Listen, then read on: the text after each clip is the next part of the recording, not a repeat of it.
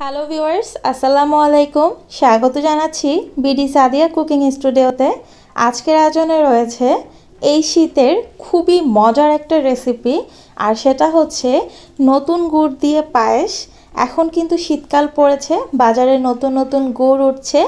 এই গুড় দিয়ে যদি আপনারা পায়েস তৈরি করেন, সেটা খেতে কিন্তু দুর্দান্ত লাগে। ছোট বড় সবাই ভীষণ পছন্দ করে, আর পায়েসটা তৈরি করাও খুবই সহজ। বিশেষ কোনো ঝামেলা হবে না পায়েসটা তৈরি করতে। আশা করছি আমার আজকের রেসিপিটি আপনাদের ভালো লাগবে। রেসিপি ভালো লাগলে চ্যানেলটি সাবস্ক্রাইব করুন এবং পাশে থাকা বেলটি বাজিয়ে রাখুন আমার পরবর্তী রেসিপিগুলোর আপডেট সবার আগে পাওয়ার জন্য। তাহলে ভিউয়ার্স, চলুন দেখে নিচ্ছি কিভাবে পায়েসটি তৈরি করতে হয়।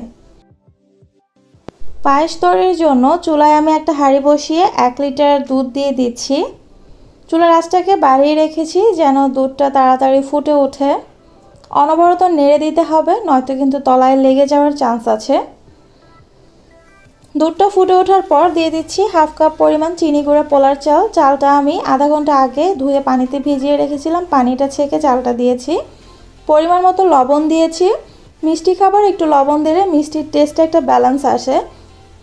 এবার নেড়ে চেড়ে মিশিয়ে দিচ্ছি। যখন এরকম ফুটতে শুরু করেছে, এই পর্যায়ে আমি চুলার আঁচটাকে মিডিয়াম করে দিচ্ছি যেন চালটা ভালো করে সেদ্ধ হয়ে যায়। আর ঢাকনা দিয়ে ঢেকে দেবেন না, তাহলে কিন্তু এটা পড়ে যাবে। প্রায় 10 মিনিট পর চালটা কিন্তু বেশ ভালোভাবে সেদ্ধ হয়ে গেছে। নেড়ে চেড়ে দিচ্ছি, আর এই 10 মিনিটের মাঝখানে কিন্তু বারবার নেড়ে চেড়ে দিয়েছি, নয়তো কিন্তু তলায় লেগে যাবে। আর চারপাশে যে দুধটা বারবার লেগে যাচ্ছে, এটাকে কিন্তু টেনে এনে মাঝখানে দিতে হবে। আর উপরে যে দুধের একটা সর পড়ে, সেই সরটাকেও কিন্তু বারবার ভেঙে দিয়েছি আমি।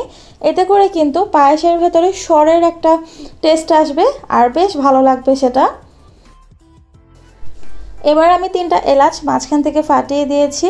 এতে করে পায়েস থেকে খুব সুন্দর একটা ফ্লেভার আসবে। তবে আপনারা আস্ত এলাচ দিতে না চাইলে এলাচের গুঁড়াও 1/2 চামচ পরিমাণে দিতে পারেন। ভালো করে মিশিয়ে দিয়েছি, আর চুলার আঁচটা কিন্তু এই পর্যায়ে মিডিয়াম রেখেছি। দুধের সরটা বারবার ভেঙে দেওয়ার ফলে কিন্তু এরকম হয়েছে। পায়েসটা যখন এরকম ঘন হয়ে আসবে, এই পর্যায়ে আমি দিয়ে দিচ্ছি এখানে গুড়। তবে গুড় দেওয়ার আগে চুলার আঁচটাকে আমি একদম বন্ধ করে দিয়েছিলাম 5 মিনিটের জন্য। এবার আমি 1 কাপ পরিমাণ গুড় দিয়েছি। গুড়টাকে আমি 2 চামচ পানি দিয়ে গলিয়ে নিয়েছি। গুড়টা খুব ভালোভাবে মিশিয়ে দিচ্ছি। গুড়টা মেশানো হয়ে যাওয়ার পর আমি চুলার আঁচটাকে আবারও জ্বালিয়ে দিয়েছি। এবার দিয়ে দিচ্ছি 1/2 কাপ পরিমাণ নারকেল কোড়া।